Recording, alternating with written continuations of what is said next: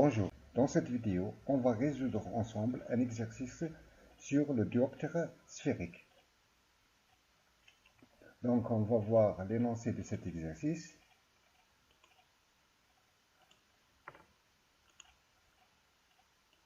Déterminer la puissance d'un dioptre sphérique concave de rayon R égale 10 cm, d'indice limite N1 égale 1,6 et N2 égale 1,2. Ça c'est pour la première question.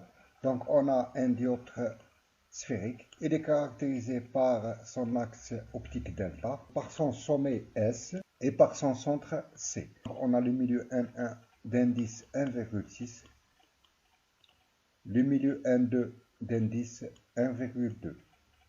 Donc on est dans le cas de N1 supérieur à N2. Le rayon du dioptre R égale 10 cm, donc SC, la distance qui sépare le sommet S et le centre C, elle est égale à, en valeur algébrique, à moins 10 cm parce qu'on se dirige dans le sens contraire de delta. Donc on a SC en valeur algébrique égale à moins 10 cm. Ça, c'est très important dans les calculs. Donc on calcule la puissance de ce dioptre ou bien la vergence du dioptre, c'est aussi, donc la puissance du dioptre, c'est aussi la vergence du dioptre. La vergence V égale N2 moins N1 sur SC en valeur algébrique égale 1,2 moins 1,6 sur SC. SC égale à moins 10 cm. Donc en mètres égale à moins 0,1 mètre. Donc SC c'est moins 0,1.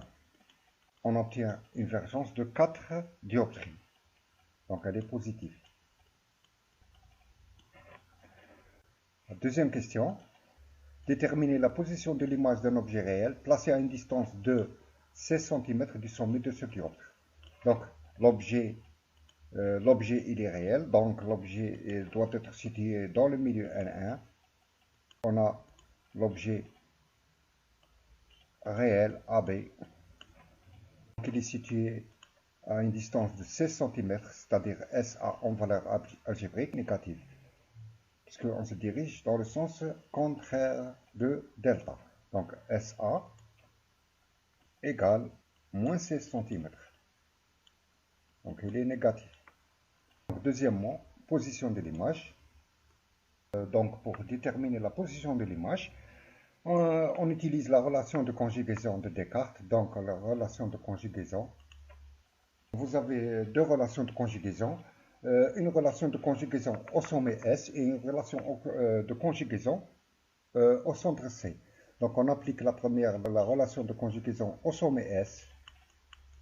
On a N2 sur SA' moins N1 sur SA égale N2 moins N1 sur SC. On doit trouver la position de l'image, c'est-à-dire la valeur de SA'. On a la valeur de SA qui est égale à moins 16 cm et on a SC qui est égal à moins 10 cm. Dans cette relation, vous pouvez laisser, c'est-à-dire vous pouvez laisser les distances SA et SC en centimètres, vous allez obtenir SA' en centimètres. Par contre, dans la relation de la vergence, on doit utiliser les distances en mètres. Donc on a N2 sur SA' qui est égal à N2 moins N1 sur SC plus N1 sur SA.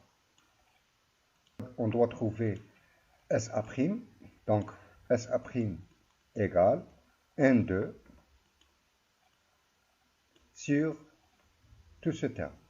Donc N2 sur N2 moins N1 sur SC plus N1 sur SA.